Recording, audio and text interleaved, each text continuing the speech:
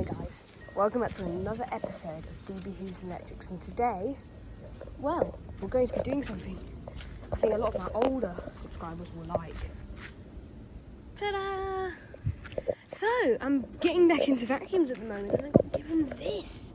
It's a beauty. Now it's a bit weird because this is a Nuvac and it's 2003 Envy 370. Now they're the bigger bases.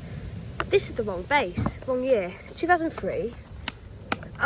You've got a floor head, hose and stuff, and on the inside, it's like that underneath. You've got the newer style filter. It's got a head flow dust bag for me. It had a yucky paper bag when I got it. Ew. And today, I already know it does work, but we're going to do a little test. So here we go. Take the cord reel. Well, it's not really a cord reel, it's just the cord because it's not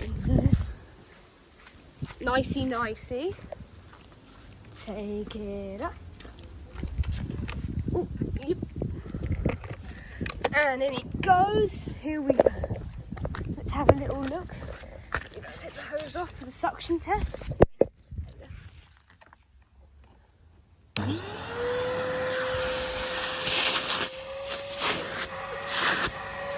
I'll stop at one more.